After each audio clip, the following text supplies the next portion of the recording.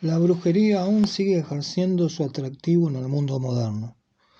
La tristemente célebre Inquisición acometió la caza de las brujas en Europa, fundamentalmente entre los siglos XVI y XVIII. Cierto imaginario histórico le atribuye a España la más rabiosa Inquisición. Sin embargo, fue allí, en el siglo XVII, donde paradójicamente un inquisidor impulsó un inesperado análisis racional de denuncias de supuesta brujería en el País Vasco, actitud que adelantó la mentalidad ilustrada y escéptica propia de la modernidad posterior. Zugarramurdi es un pueblo en el Pirineo navarro. Allí, en 1610, la Inquisición española de Logroño juzgó a numerosas acusadas de brujería, en el proceso más estudiado de esta índole. Tras este tipo de juicios se consumaban los autos de fe, un acto público que les permitía a los arrepentidos, a los que habían abjurado de sus creencias, reconciliarse con Dios y la Iglesia Católica. Los condenados a muerte, por su parte, los relapsos o reincidentes, eran entregados al brazo secular, a la autoridad civil que aplicaba las condenas del tribunal eclesiástico. Todos estaban destinados a las llamas, pero algunos eran previamente estrangulados, los penitentes, quienes habían reconocido su herejía. Quienes no lo hacían y no se arrepentían de su delito eran definitivamente consumidos por el fuego letal. Las causas múltiples del fenómeno de la brujería se siguen discutiendo, pero la historiografía moderna señala que la bruja debe diferenciarse del mago o hechicero del ámbito rural, dado que la figura de la bruja es una construcción del discurso sacerdotal. Más que en la realidad comprobable, las brujas solo existieron en la narrativa de la cultura clerical, que integró y deformó en un mismo relato diversas creencias populares preexistentes. En primer término, el maleficium campesino, el supuesto maleficio de la bruja en perjuicio de la comunidad. Durante toda la Edad Media y buena parte de la Edad Moderna, las brujas eran llamadas por la expresión latina maleficae, singular maléfica. Otros términos usados con sus propias connotaciones son el inglés witch, el italiano strega, el alemán Hesse y el francés sorcière. La palabra española bruja, por su parte, es de oscura etimología. Pero volvamos al maleficio, a ese maleficio como poder de dañar. Los jueces e interrogadores inquisitoriales le agregaron el pacto con el demonio, el vuelo nocturno y el sábat o aquelarre. El pacto con el demonio surgió en el siglo V después de Cristo con la leyenda de Teófilo de Adana, quien vendió su alma al diablo, historia imaginaria que luego mutó en la figura del Doctor Fausto, por el isabelino dramaturgo Marlowe y por Goethe y su personaje Mefistófeles, en su obra también Fausto. El pacto primero consistió en un lazo individual con Satanás. Luego, la imaginación eclesiástica lo transformó en un pacto colectivo. La secta de las brujas o brujos invocaba, adoraba y servía al príncipe de las tinieblas. A Lucifer le tributaba encantamientos, conjuros, brebajes. La adoración al demonio era consecuencia de una elección consciente y voluntaria. Situación diferente al estado de posesión demoníaca, en el que el poseso es víctima de los espíritus que lo oprimen. Según las confesiones obtenidas por torturas por los inquisidores obsesionados por el mal y el demonio, sus aliadas, las brujas, provocaban tempestades, hacían naufragar los barcos, destruían las cosechas y perpetraban maleficios contra campos, humanos y animales mediante ponzoñas que elaboraban con gran cantidad de sapos, lagartos y lagartijas, culebras, pelos de lobo y caracoles. También, supuestamente, las brujas causaban enfermedades y la muerte mediante polvos y ungüentos, y secuestraban y sacrificaban a niños. En su vuelo nocturno, las brujas se desplazaban en sus famosas escobas hacia su lugar de encuentro o asambleas, sábat o aquelarres, en la intimidad penumbrosa de los bosques. Esta creencia acaso sea el eco de una lejana influencia chamánica superviviente en el campo de la Baja Edad Media. Tal es la posición de Carlo Gisburg en su fundamental estudio de los Benadanti. Carlo Gisburg es un gran historiador italiano, nacido en 1939. Su libro El queso y los gusanos, el cosmos de un molinero del siglo XVI es una obra de referencia de la llamada microhistoria y su tesis de que la mentalidad de la gente común puede expresar una época. En su obra La historia nocturna, un desciframiento del aquelarre, de Muchinic Editores, traza un estudio sobre la brujería, donde analiza la secta de los Benadanti, cuyos miembros combatían en éxtasis, es decir, abandonaban el cuerpo y luchaban en la noche con los brujos enemigos de la fertilidad. Aquí podría asomar la lejana creencia de procedencia asiática en el viaje del chamán luego de salir de su cuerpo. Esto pudo haber intervenido en la creencia en el vuelo nocturno de las brujas. Y los aquelarres, la reunión de las brujas. ¿De dónde viene esa palabra? Aquelarre procede de la palabra vasca aquelarre, campo o tierra de cultivo. Los aquelarres ocurrían luego de una convocatoria del diablo. Los seguidores de Satán se untaban con agua hedionda de un sapo reventado.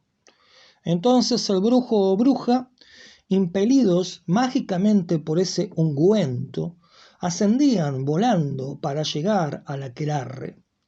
En esta reunión se honraba al diablo, postrándose ante él y besando su trasero como macho cabrío. Era el osculum infame, el beso infame. Luego empezaba una danza que reproducía la forma del Ouroboros, la serpiente que se muerde la cola. En algunos casos se consumaba una misa negra, inversión grotesca y sacrílega de la misa cristiana, con una hostia oscura y un cáliz de madera negro sobre un altar, cubierto por un viejo paño decolorado. La burla y repudio al cristianismo llegaba a su pináculo en una orgía en la que Lucifer copulaba con las brujas y sodomizaba a los brujos. Todos se mezclaban entonces en el acto sexual licencioso. Y todo convergía en un banquete en el que se comían recientes cadáveres de brujos o de bebés secuestrados o de niños desenterrados. Así las brujas eran acusadas de promiscuidad sexual, antropofagia e infanticidio. El sábado continuaba hasta el amanecer. Las brujas también se creía, se metamorfoseaban, se convertían, por ejemplo, en un gato negro. Su alianza con Satanás adquirió carácter de herejía, de delito religioso y civil, y miles de personas, principalmente mujeres, fueron consumidas por el ardor impiadoso de las llamas, luego de ser sometida a intensa persecución. Era la casa de las brujas, antecedente de persecuciones modernas, símbolo de paranoia e intolerancia, como el macartismo en la posguerra. Relatos de este tipo y muchos otros pormenores abundan en los manuales inquisitoriales destinados a perseguir y combatir a las brujas y otros herejes, como el de Bernardo Gui, que aparece, por ejemplo, en la famosa El nombre de la rosa, de Umberto Eco. El manual de Bernardo Gui se llamaba Práctica de la Inquisición en la depravación herética. O el manual del catalán Nicolás Aymeric, que se llamaba Manual del Inquisidor, de 1376, o el célebre Malleus Maleficarum, el martillo de las brujas, de los monjes dominicos alemanes Heinrich Kraner y Jacob Sprenger, de 1487, de gran y triste difusión. El estereotipo del sábado, urdido por los sacerdotes inquisitoriales, fundía creencias paganas precristianas, más el aporte de su propia y fértil imaginación, confirmada a fuerza de torturas. La supuesta bruja terminaba por confesar aquello que sus torturadores habían previamente fabulado y que le exigían reconocer. La paranoia por la brujería se extendió al noreste de Navarra, a la zona de Zugarramurdi, una pequeña aldea vasca abocada a la agricultura y ganadería, y con una población hoy de alrededor de 200 habitantes. En 1608, una mujer veinteañera dijo que presenció un aquelarre en el que había visto a una vecina, María de Jurreteilla. Luego de negar la acusación, María confesó y dio más nombres de supuestos brujos y brujas que, tras ser acusados, se arrepintieron y fueron perdonados. Lo ocurrido en Zugarramurdi fue la continuación de una anterior y gran persecución de brujas en el país vasco francés por el juez Pierre de Lancret, encargado de los procesos de brujería de la Bort bajo el mandato del rey Enrique IV de Francia. Mediante torturas a viejos, adultos y niños, Lancret estableció que miles de brujos actuaban en la región. Afirmación que lo despojó de toda duda en el momento de condenar al fuego a 80 desgraciadas mujeres acusadas del supuesto pacto con Satanás. Los incidentes llegaron hasta los oídos de la Inquisición de Logroño, con jurisdicción en Navarra. Enviaron a un comisionado que sometió a interrogatorio con tortura a alguna de las brujas antes arrepentidas. Entonces las mujeres confesaron que seguían siendo servidoras del demonio. Muchos vecinos de Zugarramurdi acudieron a Logroño para pedir por la liberación de las mujeres porque alegaban que confesaron porque creían que así las dejarían libres. Pero la Inquisición no se detuvo. Dictó sentencias para un conjunto de acusados de brujería. El 7 de noviembre de 1610 se celebró el auto de fe en Logroño. 30.000 personas presenciaron una gran procesión en la que desfilaron 1.000 miembros de la Inquisición con sus cruces en el pecho y pendientes de oro y cientos de sacerdotes de órdenes religiosas. En el solemne desfile se agregaban los penitentes y relajados, 5 ataúdes con los huesos desenterrados de 2 mujeres y 2 hombres que se habían negado a reconocer su pertenencia a la brujería, y 4 mujeres y 2 hombres que se negaron a admitir su, entre comillas, culpabilidad. El fuego convirtió en polvo lo que se denunciaba por su alianza con el demonio. A pesar de todo, las ardientes condenas a muerte en Logroño eran clementes respecto a las cientos de brujas que por ese entonces morían en fogoso desenfreno en Francia, Inglaterra y Alemania. Los humanos son para sí mismos más peligrosos que lobos hambrientos. Usan sus mentes para justificar la violencia con la que pretenden matar el propio miedo e insignificancia proyectados en el prójimo como víctima demonizada. La muerte del otro como imaginaria liberación de los que se refugian en instituciones y líderes fanatizados. Las brujas como falsos personajes creados desde la renuncia a la razón. Pero ante esto, un personaje excepcional empezó a sospechar de todo esto. Ese personaje fue Alfonso de Salazar y Frías, que nació en 1564 y murió en 1636. Alfonso de Salazar y Frías llegó hasta la aldea. Respiró hondamente. Había nacido en Burgos, hijo de una familia de mercaderes y funcionarios. Estudió Derecho Canónico en Salamanca. Se ordenó sacerdote. Ingresó al Santo Oficio, pero su mentalidad poco concordaba con el inquisidor prejuicioso y fanatizado. En su intelecto, adelantado a su tiempo, prevalecían la duda, el apego a pruebas ciertas, a una metodología racional de investigación. En razón de verdad, otros inquisidores habían también dudado con antelación respecto a lo escuchado en el País Vasco. Llegaron incluso a aconsejar que se enviara a alguien que con claridad y serenidad de criterio determinara la realidad de la supuesta actividad demoníaca en la región vasca, abrigada por ríos, cuevas y montañas. El miedo dominaba a la población. Una supuesta bruja había muerto tras ser atada a un poste y flagelada. Se envió entonces a Salazar para redactar un informe. El extraño inquisidor racional se aproximó con cautela a los hechos. En 1611, durante 8 meses y con 2 intérpretes de euskera, Salazar extendió su investigación al norte de Navarra, Guipúzcoa y Vizcaya. Juan Baroja, el historiador y ensayista español, en su clásica obra Las brujas y su mundo, suscribe que Salazar fue observando los casos, interrogando a los acusados y haciendo hablar a la gente de modo liso y llano.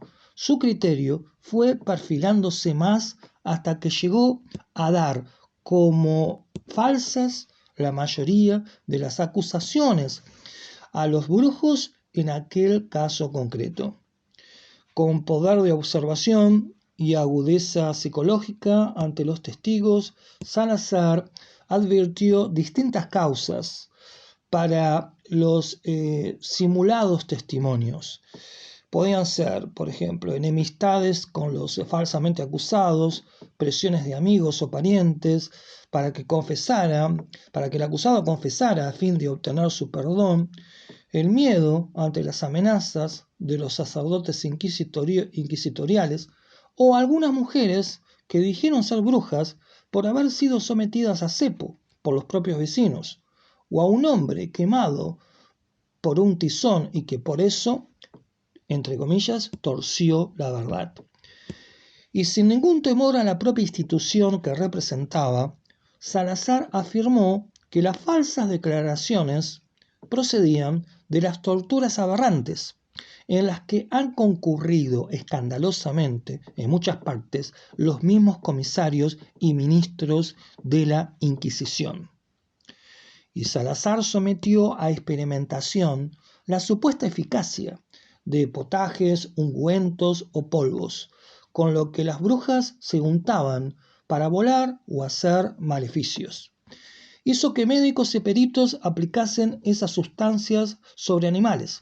Así comprobó que no causaban ningún efecto. Demostró que muchas cosas relatadas como ocurridas no eran ciertas, como las mujeres jóvenes que decían haber copulado con el demonio y que, al ser inspeccionadas por matronas, éstas advertían que seguían siendo vírgenes. En un informe final, Salazar afirmaba que de todo lo investigado no sale cosa comprobada, y las declaraciones emitidas eran embuste y ficción, por medios y modos irrisorios. Salazar determinó también que los propios sermones sacerdotales sobre la brujería infundían su supuesta realidad en el espíritu de los feligreses. Recomendaba dejar de hablar o escribir sobre demonios como una forma de conseguir su rápida desaparición en las mentes. Y dijo en este sentido: no hubo embrujados en el lugar hasta que se comenzó a tratar y escribir de ellos. Salazar guió su investigación con un método deductivo experimental de notable modernidad que privilegiaba los hechos concretos antes que los libres productos de la imaginación y los prejuicios teológicos. Buscó determinar por vías racionales lo posible y lo imposible. Actuó como una suerte de antropólogo de campo, un detective ante la escena del crimen. De modo que, según Carmelo Elizondo Lozana en Las brujas en la historia de España, Salazar opuso la racionalidad a la metafísica, porque quería hacer ciencia. Por su procedimiento de análisis realista y desprejuiciado, Salazar absolvió a más de 1000 personas acusadas de adhesión al demonio. La posición crítico-racional de Salazar fue precursora de rechazo a los juicios por brujería del jesuita y poeta alemán Friedrich Spee von Langenfeld, quien combatió la tortura y propició la caída en Europa del Norte del paradigma demonológico de la mujer pecadora como bruja, y que también contribuyó a desarmar la maquinaria judicial inquisitorial como fábrica de culpables a través de tortura, amenazas y falsas pruebas. El Consejo de la Suprema Inquisición Española aceptó como irrebatible el informe del inquisidor racional. Así concluyó la brujería satánica en España, pero no en el resto de Europa.